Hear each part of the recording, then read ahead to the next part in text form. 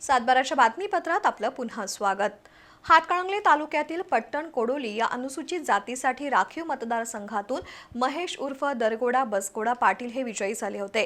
त्यांच्या लिंडनेर या जातीच्या दाखल्यावर तुषार बाणदार आणि पुरुषोत्तम भुजिगे यांनी तक्रार केली असता महेश पाटील यांचा जातीचा दाखला पडताळणी समितीने रद्द केला।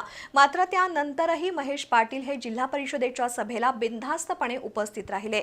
त्यामुळे महेश पाटील यांची जिल्हा परिषद सदस्यतेची सेवा आणि लाभ काढून घेऊन अॅट्रॉसिटी अंतर्गत गुन्हा दाखल करावा अशी मागणी तुषार बाणदार यांनी पत्रकार परिषदेत केली आहे।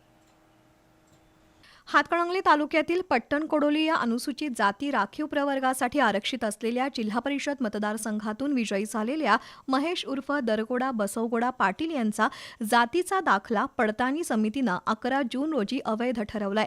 मात्र त्यानंतरही अधिकाऱ्यांशी संगनमत असल्यामुळे त्यांच्यावर कोणतीही कार्यवाही झालेली नाही।